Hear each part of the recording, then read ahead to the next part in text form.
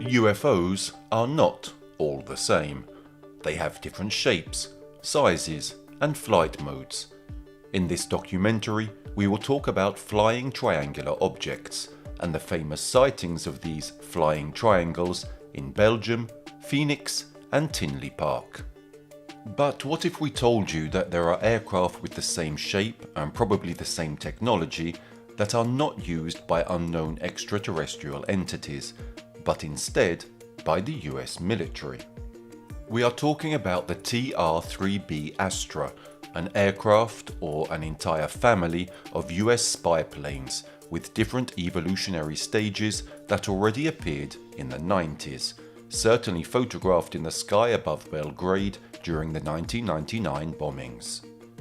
Many analysts suspect that in addition to being a stealth aircraft with hypersonic flight capability, it is powered by nuclear energy from fission derived from the NERVA program, an acronym for a joint program of the Atomic Energy Commission and NASA managed by the Space Nuclear Propulsion Office, that scientifically demonstrated that the engines of a nuclear thermal rocket were a possible and reliable tool for space exploration. In fact, at the end of 1968, the program certified that the most recent engine tested met the requirements for a manned mission to Mars. However, some ufologists go so far as to hypothesize that it possesses some characteristics and technologies unknown to us Earthlings, which would make it an extraterrestrial derived aircraft.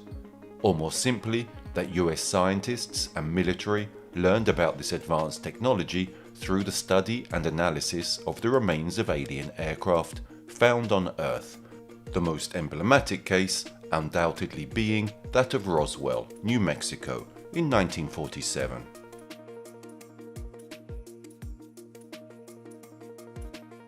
We will now talk about the characteristics of these particular aircraft, but in the course of our documentary we will deepen our knowledge about this topic and talk about it more in detail.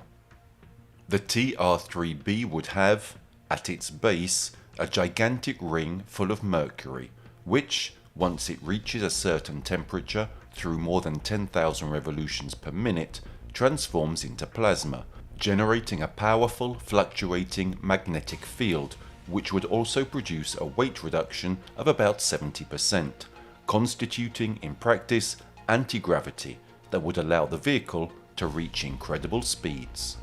The aircraft is also in possession of a liquid hydrogen-cooled nuclear fission reactor, which supplies energy to the magnetic torus and preheats the hydrogen destined for various nozzles and engines, increasing combustion efficiency and therefore also thrust. The propulsion thrusters are different. 3 are at the base and provide an upward thrust that allows vertical takeoff and landing. Others are positioned laterally, where hydrogen combustion takes place that allows the aircraft to reach supersonic speeds. Still others, called aerospike thrusters, guarantee stability during hypersonic flight in the stratosphere and in space. It also has several common characteristics of stealth aircraft: ferrite coating on the exterior and a powerful electrostatic charge on the surfaces, which would also provide an additional boost in flight. Powerful devices to destabilize enemy radars on multiple frequencies, and laser pointers to disable infrared guided missiles and to blind enemy fighter pilots. Many, obviously, wonder how exactly the TR-3B works and what the specific characteristics that allow it to reach speeds that are even difficult to imagine actually are. Later in the documentary, also through the explanations of international physics experts, we will go into more detail on the functioning of these aircraft. Many scholars of UFO phenomenology also argue that there will be several bases of reference in the United States for this type of aircraft, namely in the sparsely populated states of Alaska, Colorado, and Utah. Speaking of UFOs, many triangular UFO sightings are confused or mistaken for alien vehicles, but in reality it is the TR-3B, an aircraft naturally unknown to most because it is classified as top secret. Likewise, not all triangular UFO sightings are traceable to the TR-3B. Many of them are actually unknown craft of extraterrestrial origin. In particular, a type of triangular-shaped unidentified flying objects, also called black triangles, flying triangles, or big black deltas. Reports of this specific type of UFO have occurred mainly in the United States of America and in the United Kingdom since the end of the 80s, and mainly during the evening and night hours. Witnesses of these sightings have described these alleged objects as dark-coloured triangles with white lights at their vertices, and sometimes the presence of a fourth red light placed in the centre of the triangle has been reported. Three are the most famous cases of triangular UFO sightings in the world: the Belgian wave of 1989-1990, in which a series of triangular UFO sightings occurred in Belgium; the Phoenix sighting, where, on March 31st, 1997, some lights in a triangular formation were observed; and the lights of Tinley Park, where, between 2004 and 2006, there was a series of mass sightings of three red lights arranged in a triangular formation. The Belgian UFO wave was a series of triangular UFO sightings in Belgium lasting from November 29th, 1989 until April 1990. The wave reached its peak with the events that occurred on the night between the 30th and the 31st of March 1990. On that night, unknown flying objects were tracked by radars, and two Belgian Air Force F-16s were sent to investigate. However, neither of the two pilots reported seeing the object. Not only that same night the UFOs were photographed and sighted by some 13,500 people on the ground, 2,600 of whom issued official written statements detailing what they had seen. Following the incident, the Belgian Air Force released a report detailing the events of that night. At around 11 p.m. on the 30th of March 1990, the supervisor at the Control Reporting Center, CRC, at Glons, received reports that three unusual lights had been seen moving towards Thorenberg-en-Bleu, southeast of Brussels. The lights were brighter than the stars, changing colour between red, green and yellow, and appearing to be fixed at the vertices of an equilateral triangle. At this point, the Glons CRC asked the Wavre Gendarmerie to send a patrol to confirm the sighting. About 10 minutes later, a second set of lights was seen moving towards the first triangle. Around 11:30 p.m, the patrol confirmed the initial sighting, and the CRC was able to observe the phenomenon on their radars. At that moment, the second set of lights, after some erratic maneuvering, had also formed into a similar triangle. After tracking the targets and receiving a second radar confirmation from the Semedzake Traffic Control Center, the Glons CRC gave the order for two F-16 fighter jets to scramble from Beauvais Air Force Base shortly before midnight. All this time, the phenomenon was still clearly visible from the ground, and witnesses described the entire formation maintaining its position and triangular shape as it moved slowly across the sky. Witnesses also reported the presence of two dimmer lights towards the municipality of Eggerzy, which showed similar movements to the second set of lights. Over the next hour, the two F-16s made 9 attempts to intercept their targets. On only 3 of these occasions were they able to get a radar lock for a few seconds, but each time the targets changed position and speed so rapidly that the lock was broken. During the first radar lock, the target accelerated from 240 to over 1,770 km an hour as it changed altitude from 2,700 meters to 1,500 meters, and then reached 3,350 meters before descending almost to ground level. The first descent, at more than 900 miles per hour, lasted less than 2 seconds. Similar maneuvers were observed during subsequent brief radar intercepts. At no time were the F-16 pilots able to make visual contact with the targets. In subsequent statements provided by the Belgian government, it was said that these brief radar locks referred to the F-16s themselves. That is, according to the government, the pilots of the two military aircraft would have detected and locked onto each other. Assuming that this could be true, how could two experienced pilots fail to notice such a situation while already in flight? But above all, as the narrator Robert Stack declared in an episode of Unsolved Mysteries, the sudden changes in acceleration and deceleration actually detected by the radars would have been fatal for the two pilots. In addition, many eyewitnesses on the ground largely confirmed the information obtained from the radars. They described seeing the smaller triangle suddenly disappear entirely from view, while the larger triangle moved upwards, much more rapidly than the F-16s. At midnight, radar contacts became much more sporadic, and the last confirmed lock occurred at 40 minutes past midnight. This final lock was once again interrupted by a sudden acceleration of about 160 to 1,120 kilometers an hour, after which the radars of the F-16s and those of Glonz and Semadzake lost contact.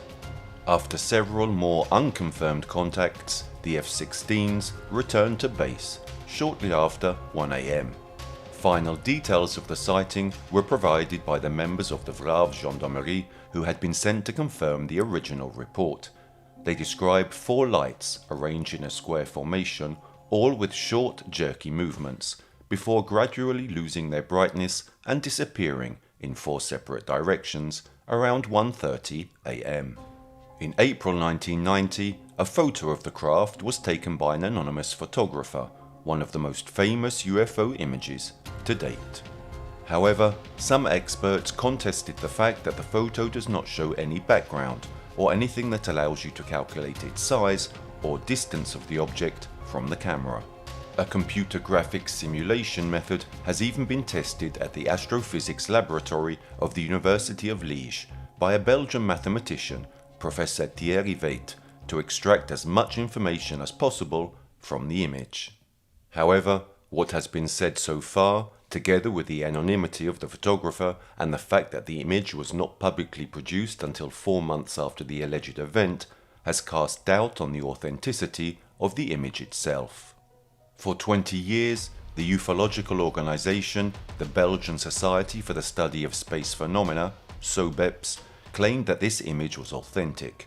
Then, on July 26, 2011, in an interview for a Belgian television channel, a man named Patrick Maréchal explained that it was a hoax and that he had artificially created that photograph. He even demonstrated how he created the UFO hoax by cutting a piece of styrofoam into a triangle, painting it black, embedding a flashlight in each corner, and hanging it from a string. Despite this, the fact remains that after having evaluated all the evidence acquired, the Belgian Air Force has deemed that it is unable to provide any explanation for the sighting, at the same time discarding the following hypotheses: aerostatic balloons, ultralight aircraft, unmanned aerial vehicles, known military aircraft, including stealth aircraft, laser projections or holograms, and meteorological phenomena. For completeness of information, we will report the summary of the official report of the Belgian Air Force on the UFO events observed during the night of March 30th, 1990. Since the beginning of December 1989, the BAF, or the Belgian Air Force, has been contacted on several occasions by eyewitnesses who had observed strange phenomena in Belgian airspace. On some occasions, they described the sighted object as a triangular-shaped platform up to 200 feet wide, with 3 searchlights moving downwards, hovering more than 100 meters above the ground, and emitting only a very slight buzzing sound. Some witnesses saw the object speed away after very rapid acceleration. All the observations were made in the evening or during the night. Radar stations that had been alerted by eyewitnesses were unable to reliably establish a correlation between the visual observations and their detection on the radar. On 2 occasions, the BAF scrambled 2 F-16s during the evening hours. On the first occasion, the F-16 arrived about an hour after the visual sighting and nothing was observed. On the second occasion, the pilots were able to identify a laser beam projector on the ground. However, after the investigations, it emerged that the description of the observations totally differed from the phenomena previously described. Consequently, the Belgian Air Force, anxious to identify the origin of the phenomena, would have authorized the flight of the F-16s only if the following conditions were met: visual observations on the ground confirmed by the local police, and radar detection. On the 30th of March 1990 at 11 p.m, the master controller at Glon's Air Defense Radar Station received a telephone call from a person who stated that he had observed 3 independent flashing lights in the sky, which changed color with a much higher intensity light than that of the stars, and which formed a triangle. Weather conditions were clear skies with no clouds, light winds, and a small temperature inversion at 3,000 feet.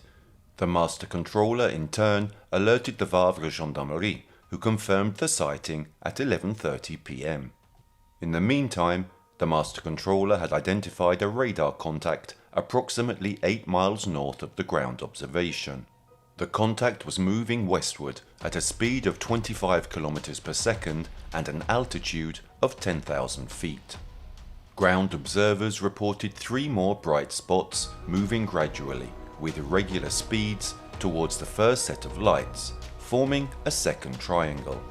At 11:50 p.m, a second radar station, located about 100 miles from the first, confirmed an identical contact at the same point as the Glon's radar contact.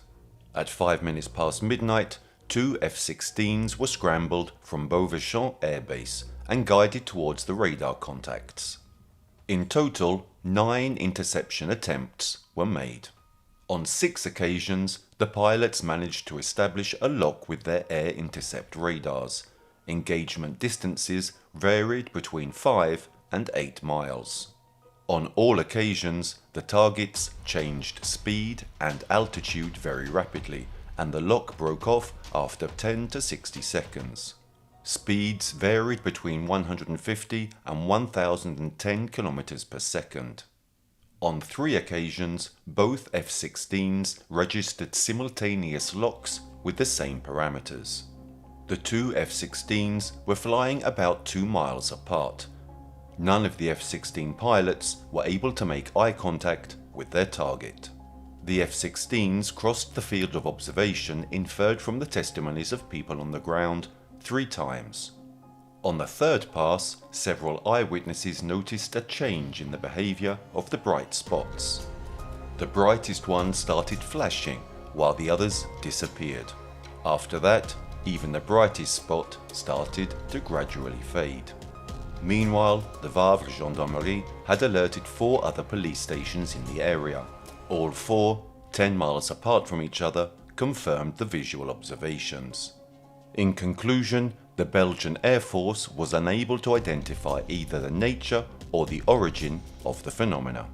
However, as we have stated, it had sufficient elements to rule out the following hypotheses.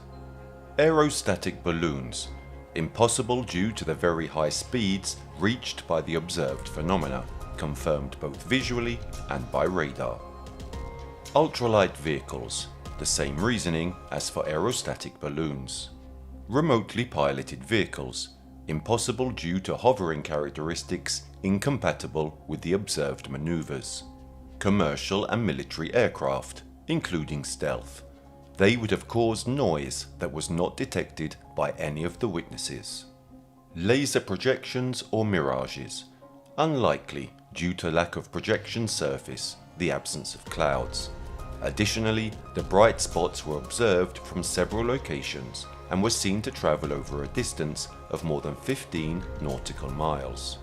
Furthermore, laser projections or mirages cannot be detected by radar.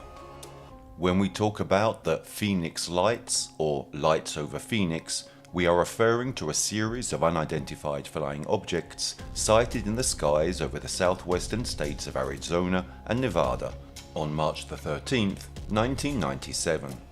Lights of various types were seen by thousands between 7:30 p.m. and 10:30 p.m. Mountain Standard Time in an area approximately 300 miles from the border of Nevada through Phoenix to the Tucson border. Some witnesses described seeing what appeared to be a huge square UFO shaped like a steel square used in carpentry, from which emerged 5 spherical lights. There were 2 distinct events that took place that evening: a series of lights in a triangular formation that moved across the Arizona sky, and a series of fixed lights observed in the Phoenix area. On March the 13th, 1997 at 7:55 p.m, an eyewitness in Henderson, Nevada reported seeing a large V-shaped object moving southeast. At 8:15 p.m, an unidentified former police officer in Paulden, Arizona reported seeing a cluster of orange-red lights disappear on the southern horizon. Shortly thereafter, there were reports of lights being seen over Prescott Valley, once again in Arizona. Tim Lay, his wife Bobby, their son Hal and their grandson Damian Turnage first saw the lights about 65 miles north of where they were as they looked up at the sky from their home in Phoenix. At first, the lights appeared to them as 5 separate and distinct arc-shaped lights. They soon realized that the lights were moving towards them. Over the next 10 minutes or so, the lights got closer and closer. The distance between them increased, and they took on the shape of an inverted V. Finally, when the lights were a couple of miles away, the family reported that they could make out 5 lights embedded in the aircraft, 1 in front and 2 on each side. The object continued to approach until it reached them, about 100 to 150 feet above their heads, travelling so slowly as to give the impression of a suspended and silent object. Then the aircraft continued its flight, crossing an opening in the peaks of the mountain range towards Piestewa Peak Mountain, and finally disappeared on its way towards Phoenix Sky Harbor International Airport. When it finally got here and we realized this thing was going across the sky above our heads, we really started to get anxious, Lay told CNN. Tim Lay also reported that when the right side of what appeared to be a giant V-shaped aircraft passed over his house, it was so large that the left side was about a couple of blocks away. His wife Bobby, who also witnessed the spectacle, said the sheer scale of the aircraft they saw was overwhelming. But she added, it didn't feel threatening. When it was right above us, we couldn't hear a sound. It was like there was nothing there. The Lays are among hundreds of witnesses who have been interviewed regarding the Phoenix lights. However, the family is considered among the most reliable, and their testimony as decisive regarding the study of the phenomenon, because their stories are very detailed and moreover they were very close to the aircraft. Tim Lay is sure his family will never forget what they saw that night. The sight of that huge, mysterious flying object changed his view of the UFO phenomenon, transforming him from a skeptic to someone open to listening to the experiences of UFO believers. Between 8:30 and 8:45 p.m, several witnesses in Glendale, a northwest suburb of Phoenix, saw the light formation pass overhead, at an altitude high enough for it to be obscured by clouds. Amateur astronomer Mitch Stanley of Scottsdale, Arizona, also observed the high-flying lights in triangular formation through a telescope. At about 10 p.m. that same evening, large numbers of people in the Phoenix area reported seeing a string of bright lights hovering in the sky.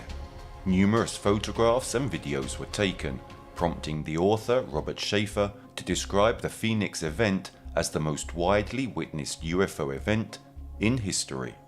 This is because the night of the sighting, March the 13th, 1997, was one of the best nights to see the bright Hale-Bopp comet with the naked eye, and large numbers of people went outdoors to observe it. Instead, they were surprised to see something else happening in the sky. Shortly after the 1997 incident, Arizona Governor Five Symington III gave a press conference, joking that his chief of staff, dressed in an alien costume, was responsible for the observed phenomenon. But later, in 2007, Symington reportedly told a UFO investigator that he had had a personal close encounter with an alien spacecraft, but remained silent at the time because he didn't want to panic the public. According to Symington, before entering politics, he was an Air Force pilot, and therefore he was perfectly familiar with every object capable of flying.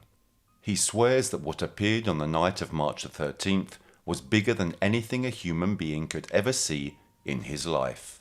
Symington said that he has tried privately to investigate the sightings, but has come up with no conclusions. Simply, according to the former governor, it was an otherworldly event and inexplicable according to the canons of human knowledge.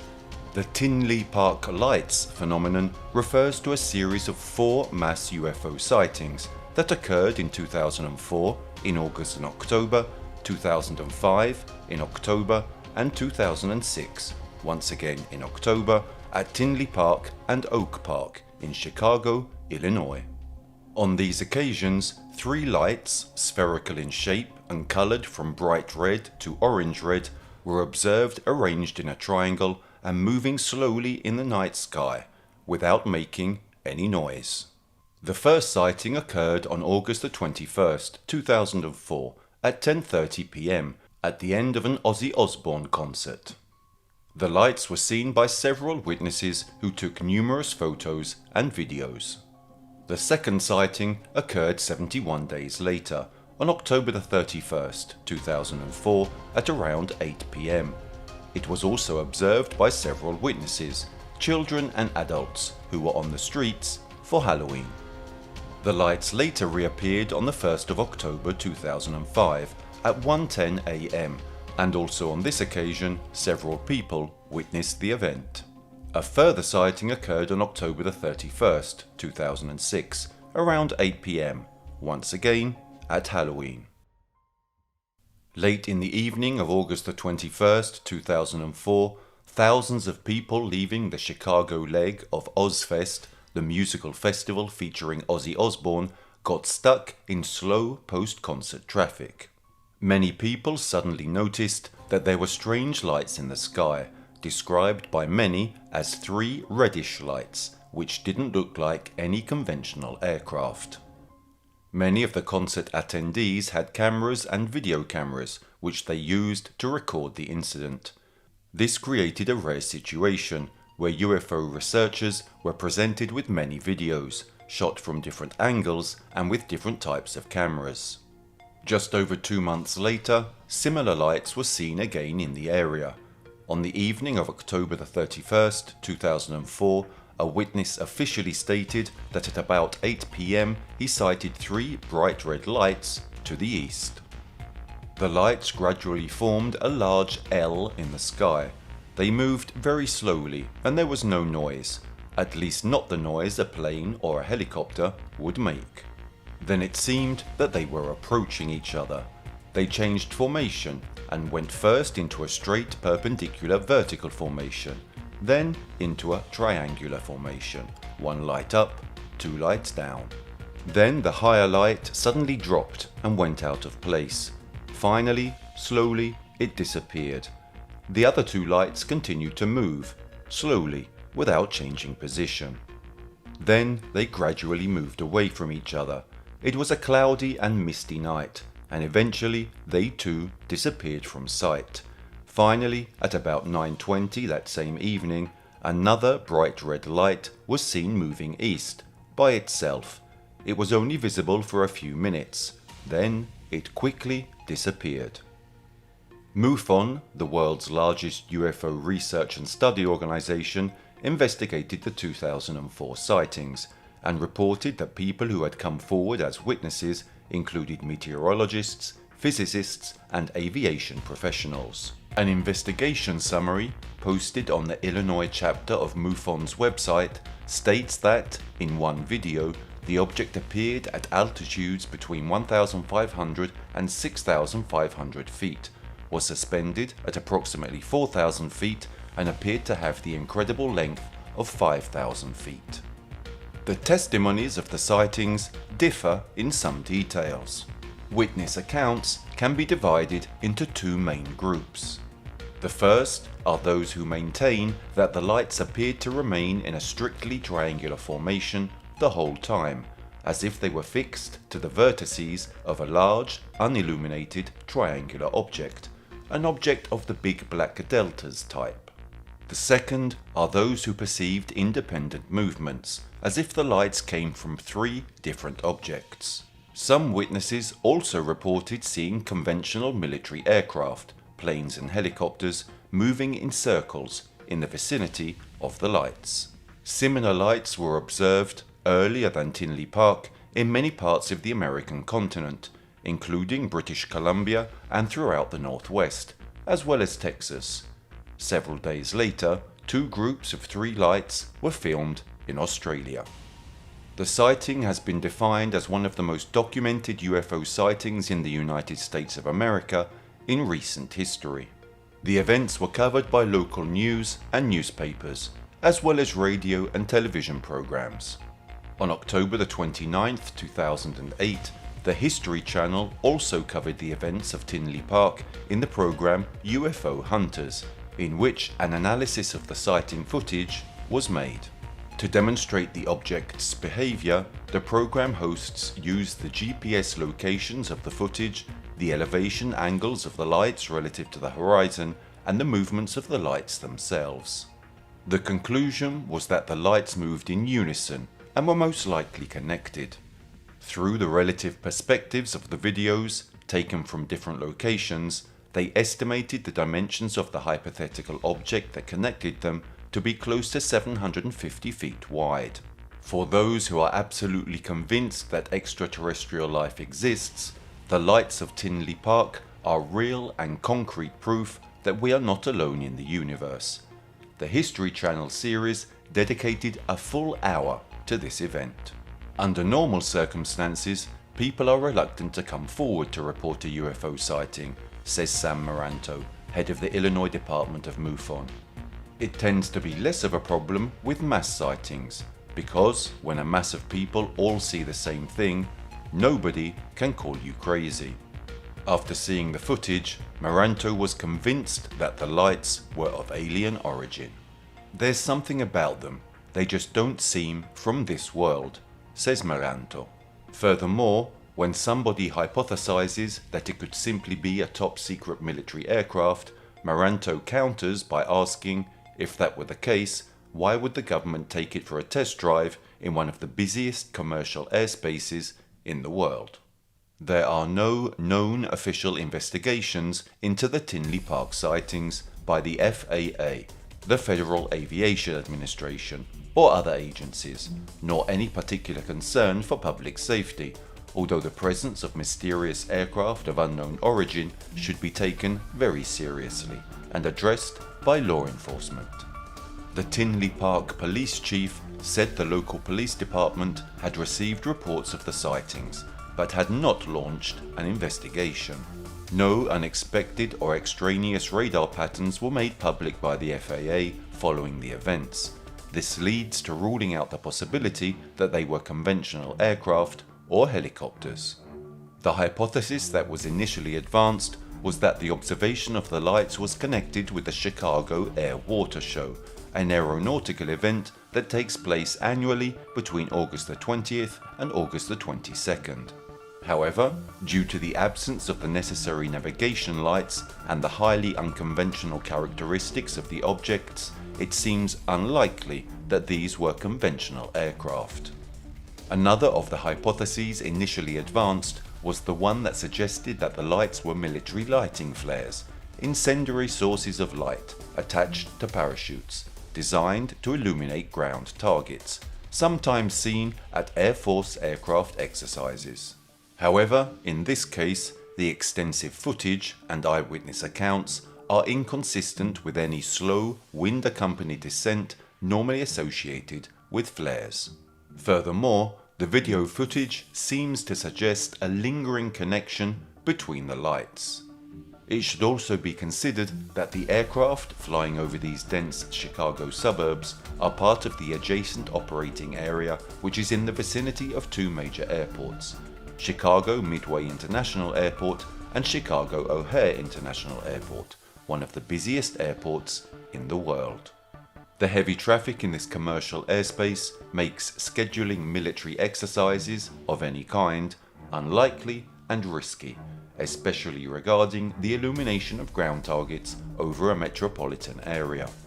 However, Ted Ackworth, a contributor to the UFO Hunters show, verified this possibility by speaking with the Scott Air Force Base and found no military activity in the affected area on the evenings of August the 21st and October the 31st, 2004. Despite the various hypotheses, definitive conclusions have not been reached, and the origin of the objects remains unknown, even today. As promised, we will now talk more specifically and in depth about the characteristics of the TR-3B aircraft. This military aircraft has aroused a lot of interest among professionals and enthusiasts in general, because it is a triangular-shaped, nuclear-powered aircraft. The few witnesses who have managed to spot a TR-3B all say they will never forget the sight of that extraterrestrial-looking aircraft whizzing through the sky. The TR-3B, of which we have the most information, is pitch black in colour and naturally triangular in shape, and has been mentioned, albeit only in a whisper and very rarely, inside the secret structure of Groom Lake, where one of the first government officials who would later recount the sighting of the secret aircraft worked. The TR-3B flew over the Groom Lake runway in complete silence, stopped over Area S4, hovering for about 10 minutes without making any noise, and finally, still in complete silence, landed on the Groom Lake runway, resting gently, vertically on the asphalt. Occasionally, a sort of corona of silvery blue light shone around the circumference of the TR-3B, which measures approximately 600 feet in diameter. The TR-3B is codenamed Astra. As mentioned, the first operational flight of the TR-3B for tactical reconnaissance dates back to the early 1990s. The triangular-shaped, nuclear-powered aerospace platform originated under the top-secret Aurora program with SDI funds and the so-called Black budget. Aurora is the most highly ranked aerospace development program in the world. As early as 1994, at least 3 TR-3Bs had been developed and built, costing over $1 billion each. The project was funded and operated by the National Reconnaissance Office, the NSA, and the CIA. The exterior coating of TR-3B vehicles is responsive to electrical stimulation from radars and can absorb energy, change reflectivity, and change color. As mentioned, this polymer coating, when used in conjunction with the electronic countermeasures available to the TR-3B, can fool radar receivers into making the aircraft look like a small aircraft, or make it look different, or even detect a variety of aircraft, no aircraft, or several aircraft at various and distant locations. The Sandia and Livermore laboratories have developed the magnetic field disruptor technology, or, as we have already explained, the ring full of plasma that surrounds the base of the aircraft, with very advanced engineering.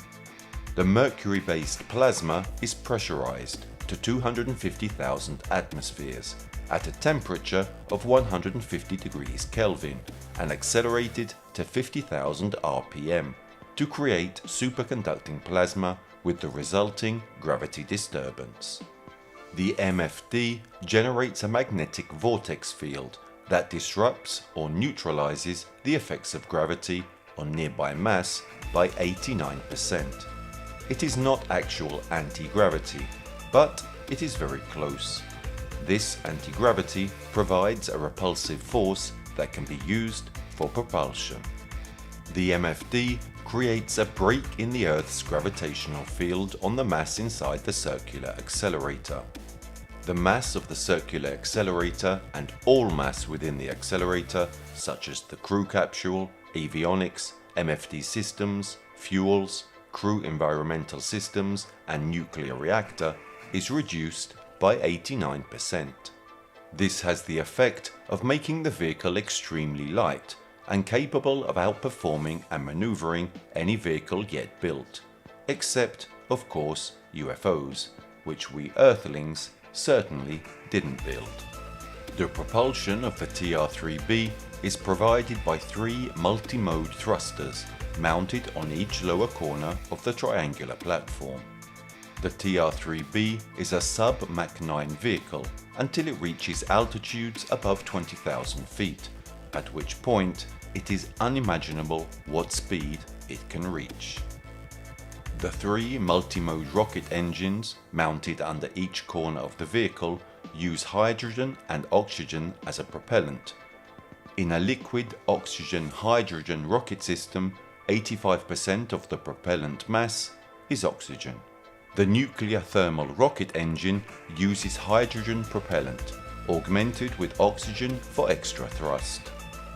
The reactor heats the liquid hydrogen and injects liquid oxygen into the supersonic thruster so that the hydrogen burns simultaneously in the liquid oxygen afterburner. The multi-mode propulsion system can operate in the atmosphere with nuclear reactor thrust, in the upper atmosphere with hydrogen propulsion, and in orbit with combined hydrogen-oxygen propulsion. It should be remembered that the 3 rocket engines only have to push 11% of the TR-3B's mass. The engines would have been built by the Rockwell Company. The performance of the TR-3B is naturally limited only to the stress that human pilots are able to withstand. The first images of the TR-3B were taken in Belgium on March 31st, 1990, while it was again spotted in Idaho in 2000 when it flew within 200 feet of some people who were camping. The campers said it was quiet, aside from a little buzzing when it moved. Rumours have been circulating for some time about an imminent official disclosure of the existence of the TR-3B by the US government. Will that really be the case? The TR-3B is not unique. There are also other aircraft used by the US military that exploit technologies not from this planet. There have been claims of at least 14 other types of man-made anti-gravity aerospace vehicles with alien technology, that is, using anti-gravity or low-gravity technology derived from extraterrestrial knowledge.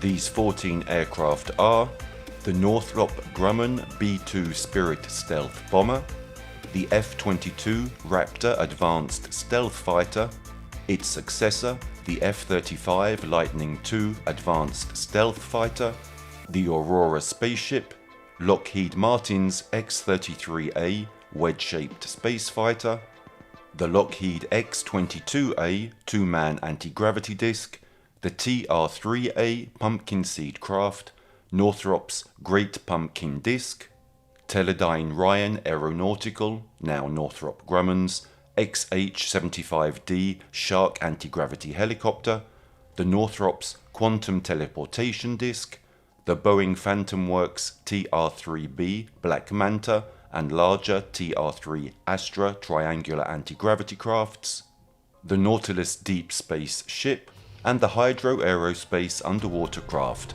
HAUC, better known by the name Tic Tac. Now we'll take a closer look at these 14 advanced man-made craft that operate using anti-gravity technology. The amount of information available for each of them varies. In some cases, more is known. In others, very little.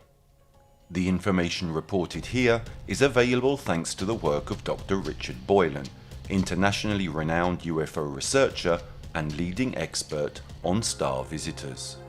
He is a PhD psychologist, anthropologist of stellar cultures, research scientist, and University Associate Professor Emeritus of Psychology. Dr. Boylan is the representative of the star nations on Earth and is the founder of the famous interstellar project Star Kids. The B-2 stealth bomber. Manufactured by Northrop Grumman, the Air Force describes it as a low observable, strategic, long-range heavy bomber capable of penetrating sophisticated and dense air defense shields. The stealth bomber has navigation and guidance systems directed by a classified artificial intelligence program. The B-2 gets extra lift in flight by turning on its electrogravitic fields along its wings and fuselage to considerably neutralize the pull of gravity. The US's Northrop B-2s cost about $1 billion each. The F-22 Raptor Advanced Stealth Fighter. It is built by a joint effort of the Lockheed Martin Skunk Works and Boeing's Phantom Works.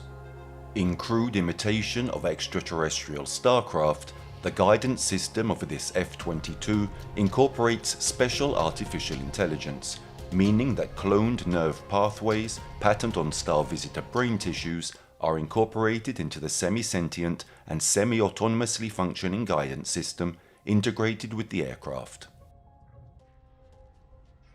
In addition, the F-22 has anti-gravity weight reduction capability, which is exercised selectively by the pilot, who is in mental connection with the AI guidance system, which activates the anti-gravity field generation as needed in coordination with the F-22's conventional jet engine thrust to effect the overall maneuvering of the vehicle. The F-35 Lightning II 5th generation stealth fighter. Built jointly by Lockheed Martin, Northrop Grumman and BAE, the F-35 similarly incorporates quasi-sentient artificial intelligence and anti-gravity weight reduction technology, retrieved and back-engineered from Star Visitors technologies, in addition to its jet thrust.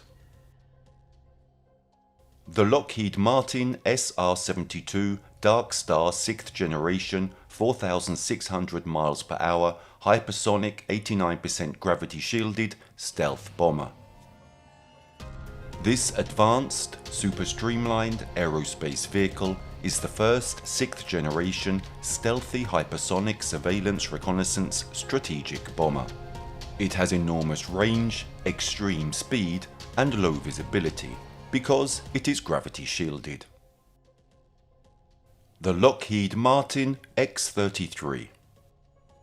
The X-33 incorporates full anti-gravity technology, but not much is known about this aircraft. Lockheed Martin, the company that builds it, only officially stated that the aircraft was actually in an advanced stage of construction, without, however, adding anything else. The Lockheed X-22. The X-22 is a two-man anti-gravity discoid craft. The late Colonel Steve Wilson, United States Air Force, stated that military astronauts trained at a secret aerospace academy adjacent to but separate underground from the regular Air Force Academy at Colorado Springs. These military astronauts then operate out of Beale and Vandenberg Air Force bases in Northern California. From those bases, these military astronauts regularly fly transatmospherically and out into deep space. The Lockheed X-22A anti-gravity disc is capable of achieving optical as well as radar invisibility. The TR-3A Pumpkin Seed. The Pumpkin Seed is a super-fast air vehicle, and its nickname is a reference to its thin, oval airframe whose contours resemble that seed. It is the craft identified as using pulse detonation wave engine technology for propulsion in a sub-hypersonic regime. The Pumpkin Seed then uses anti-gravity technology for reducing the vehicle's mass and for field propulsion at higher altitude and speed levels. As air breathers, these pulse detonation wave engines, PDWEs, can propel a hypersonic aircraft towards Mach 10 at an altitude in excess of 180,000 feet. When used to power a trans-atmospheric vehicle, the same PDWEs are capable of lifting the craft to the edge of space when switched to rocket mode. The Teledyne Ryan Northrop Grumman XH-75D or XH Shark anti-gravity helicopter. The XH Shark was manufactured by Teledyne Ryan Aeronautical Corporation of San Diego, now part of Northrop Grumman, who continue making updated versions. United States Air Force Colonel Steve Wilson first told Dr. Boylan of the existence of this craft and reported that many of these XH-75Ds were assigned to the Delta National Reconnaissance Organization division, which retrieves downed UFOs. Rogue elements within that division are also implicated in mutilating cattle as a psychological warfare program on the American public to try to get citizens to fear and hate extraterrestrials through assuming that aliens in anti-gravity craft are the ones cutting up their cattle. Of particular note is that the basic anti-gravity design of the XH-75D, compact nuclear fusion reactor powering an anti-gravity field generator, is the same basic format as modern Marine One presidential helicopters. Boeing's Phantom Works TR-3B Black Manta and its big brother, the TR-3A Astra. These are large, triangular anti-gravity crafts within the secret US spacefaring fleet. The TR-3B does not depend solely or principally on its hydrogen-oxygen rockets. It is a highly gravity-reduced aerospace craft manufactured in secret black programs by Boeing. The reduced gravity field it produces reduces the vehicle's weight by about 90%, so that very little thrust is required to either keep it aloft or to propel it at speeds of Mach 9 or higher. The Northrop Anti-Gravity Disc, designation unknown, dubbed the Great Pumpkin due to its brilliant orangish glow. It is manufactured by Northrop Grumman Advanced Concepts and Technologies Division in Palmdale, California. Dr. Boylan first saw these craft test flown in 1992 above the Groom Range ridgeline at Area 51, Nevada. Later, he saw the same intense burning bright orange gold craft that he had seen above Area 51 being test flown 60 miles north of Los Angeles at Northrop's Tehachapi Mountain installation northwest of Edwards Air Force Base. There, Northrop has its secret saucer manufacturing works buried deep inside the mountain. The TR-3A Astra spaceship. Boeing Phantom Works builds the TR-3A Astra spaceship, the larger and spacefaring version of the TR-3B. The TR-3 Astra also has a triangular frame, but is built to traverse deep space and operates at an interplanetary level as needed. The Northrop Quantum Teleportation Disc. Do the previous anti-gravity field propulsion craft constitute the current state-of-the-art in advanced aerospace craft? No, there have been advances beyond mere anti-gravity field propulsion. Quantum physics is now being used to revolutionize a variety of aerospace craft and their lift, propulsion and guidance systems. Considerable progress has been made since 1992, when a Northrop anti-gravity disc could slowly rise vertically from its flight pad and gradually reach flight altitude. But in 2005, the Northrop Grumman quantum teleportation disc was able to instantly wink out from its flight pad and suddenly appear miles away at operations flight altitude without any visible approach. It is not a matter of the ionization field having been turned off during approach for stealth purposes. The ionization field accompanies the electrogravitic field propulsion. If the ionization field were turned off, the craft would have fallen from the sky.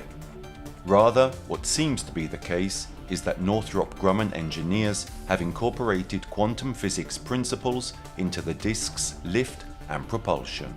Simply stated, Northrop appears to have harnessed quantum entanglement and quantum non-locality to achieve quantum teleportation for a man-made UFO.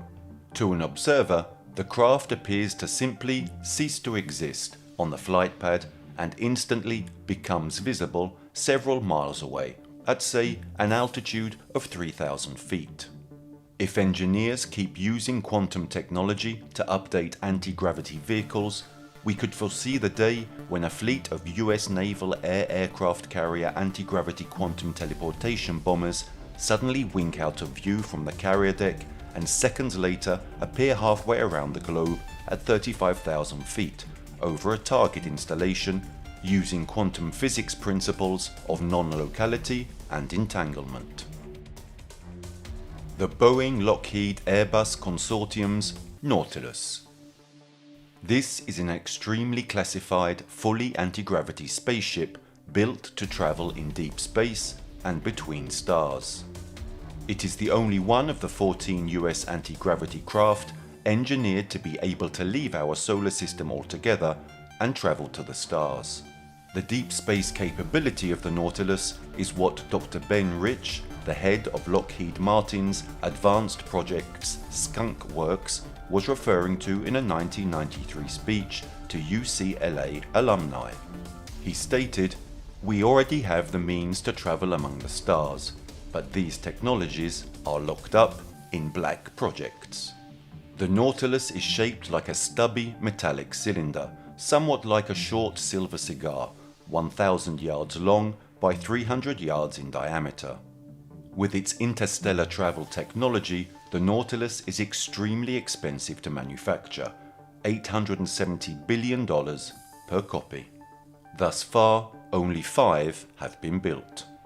The Nautilus is manufactured jointly by Boeing's Phantom Works, Lockheed Martin's Advanced Development Programs, and the Anglo-French EU consortium Airbus Industries. It is assembled at the sprawling underground facilities of Area 52, west of Area 51 on the Nevada National Security Site. A retired top Boeing executive confirmed to Dr. Boylan that Boeing's Phantom Works had teamed up with Europe's Airbus Industries to help manufacture the Nautilus secret spaceship. The Nautilus operates clandestinely out of underground hangars, 35 miles east of Brawley, California, within Mount Barrow, on the restricted Marine Corps Chocolate Mountain Aerial Gunnery Range east of the Salton Sea. Unlike other anti-gravity craft, the Nautilus is not operated by the US military services, but rather jointly by a partnership of the European Space Agency and NASA. It is restricted to peaceful uses only, at Star Nation's insistence, and only undertakes a visit to other solar systems with explicit prior permission of the Star Nations Alliance, official government of our Milky Way galaxy. The Hydro Aerospace Underwater Craft, HAUC, also known as Tic Tac. It is designed at Michelson Laboratory, Naval Air Weapons Station, China Lake, and built at Air Force Plant 42, Palmdale, California. It utilizes an autonomous gravity field generating magnetic field disruptor, or MFD.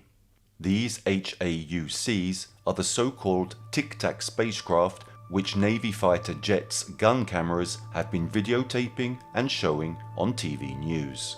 The radical propulsion, lift, and maneuverability of these Tic Tacs are made possible thanks to an incredibly powerful electromagnetic field that essentially creates a quantum vacuum state surrounding the Tic Tac. This allows the Tic Tac to ignore aerodynamic or hydrodynamic forces and operate as though without inertial mass. This is key to the abilities of this hybrid craft to speed effortlessly through air, water, and space at incredible speeds, with virtually no air, water, inertial, or gravity resistance. The Hydro Aerospace underwater craft is equally operational at the bottom of the sea, on a water surface, in the air, and in space. Its multi-modes functioning is designed to make it a most versatile anti-gravity craft. With its range of operation, it can engage any opponent and invade them by instantly moving to another location, or to a quantum non-locality domain as necessary. The HAUC is a joint Star Nations human spacecraft. The HAUC's crew of 7 is interstellar integrated with 2 cosmonauts from Altair Aquila star system and 5 US Navy Marine aviator astronauts.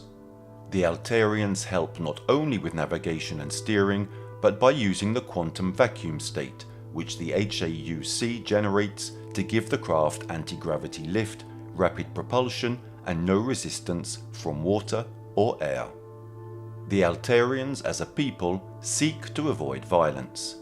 Between the surrounding quantum vacuum state and the speed with which the HAUC operates, the Altairians' tactical defense theory is, if you can't keep up with us, you can't shoot us. The Altairians have mastered the defensive applications of utilizing the quantum vacuum zero-point energy field which the HAUC generates, so that they have no need for physical kinetic weapons, like lasers or cannons. The HAUC's operating range is from Earth's seabed to the Moon or Mars. The HAUC's technology has earned a US patent, craft using an inertial mass reduction device. That patent describes a craft using an inertial mass reduction device comprised of an inner resonant cavity wall, an outer resonance cavity, and microwave emitters. The microwave emitters create high-frequency electromagnetic waves throughout the resonant cavity, causing the resonant cavity to vibrate in an accelerated mode, and create a local polarized vacuum energy, quantum, state, exhibiting repulsive gravity outside the outer resonant cavity wall. The HAUCs, or Tic Tacs, are designed at the Navy's elite Michelson Laboratory at Naval Air Weapons Station, China Lake, incorporating ET Tech and using extraterrestrial consultants. They are then manufactured 90 miles southwest at Air Force Plant 42, Palmdale, California. The US Navy and Allies Solar Warden Space Fleet has 44 HAUCs.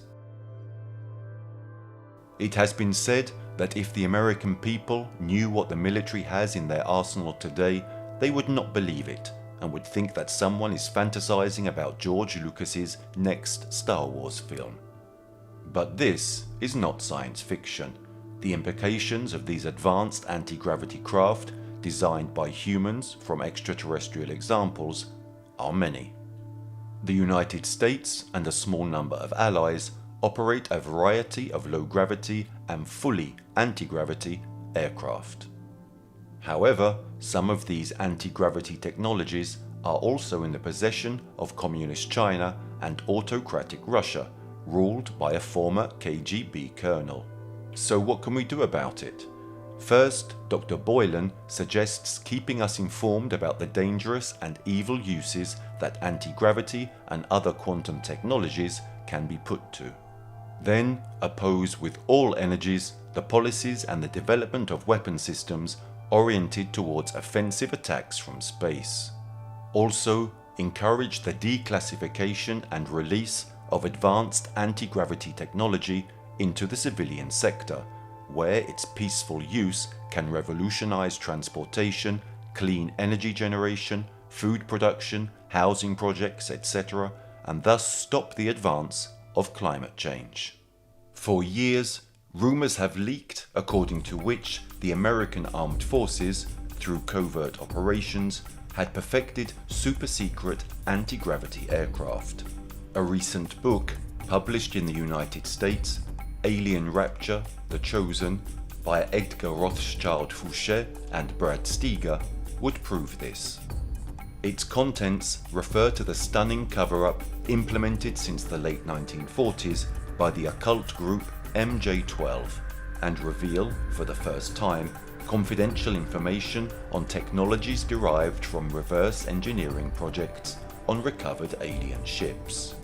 Tonight, says Fouché, the most unusual and secret aerospace vehicle in the world could fly over Phoenix, Arizona, the Gulf Breeze in Florida, Belgium, or your city. It is known as TR-3B, science fiction or reality.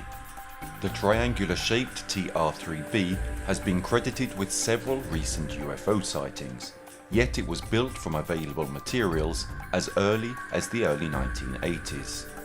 In fact, this triangular nuclear aerospace platform was developed under the Aurora program, with funding from the SDI, the Strategic Defensive Initiative, the famous Star Wars program, and dark money.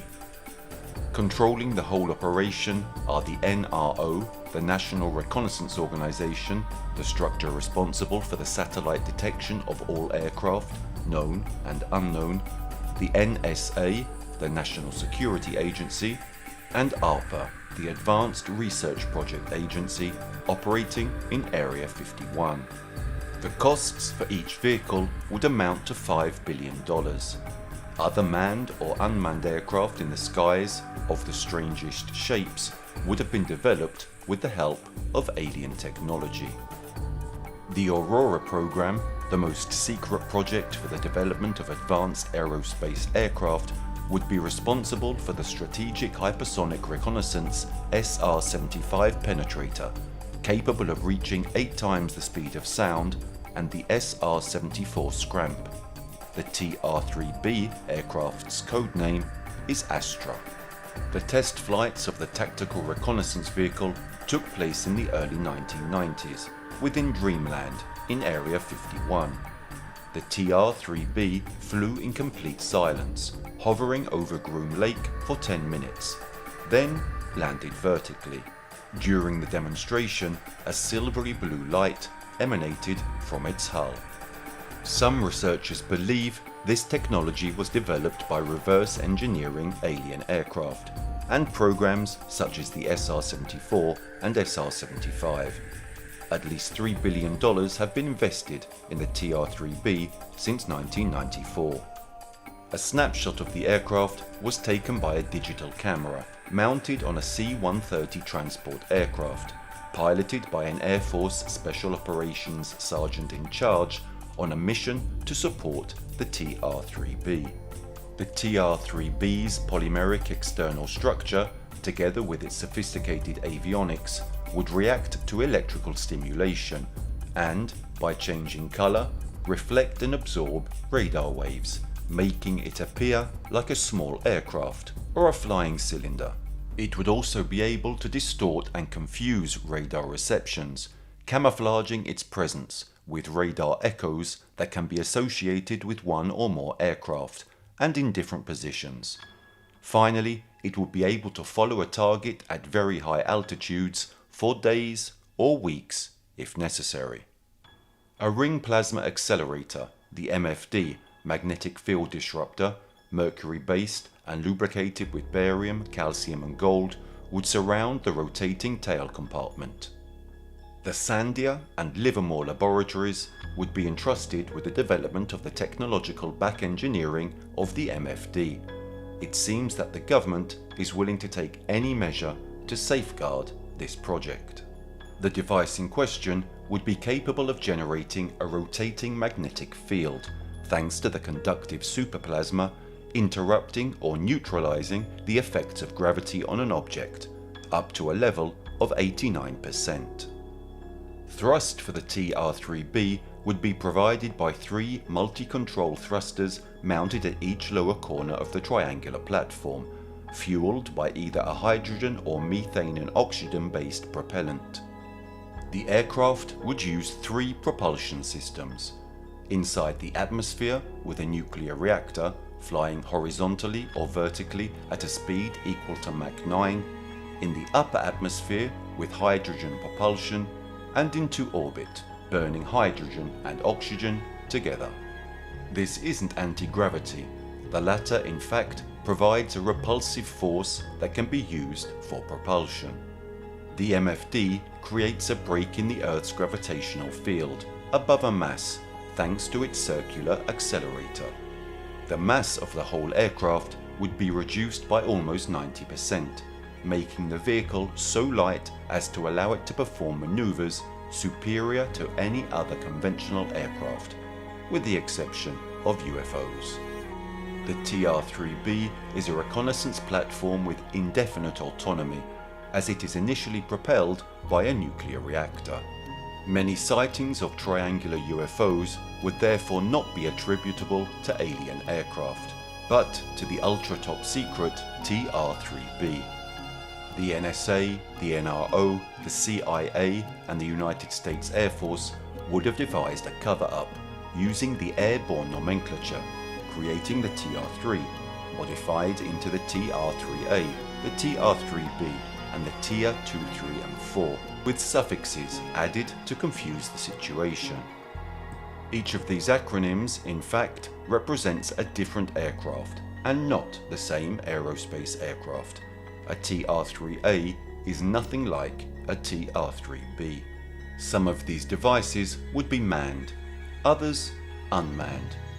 Human technology has developed so rapidly in this century as to sometimes leave us truly perplexed, but today its reflections are seen more and more clearly and sharply, because the boundaries of the cosmos are getting even closer, despite the cloak of secrecy. Whether or not aliens exist, and many of us want to believe it, perhaps the only way we will ever find out for sure is if we take the leap into deep space ourselves, and that day may come sooner than expected.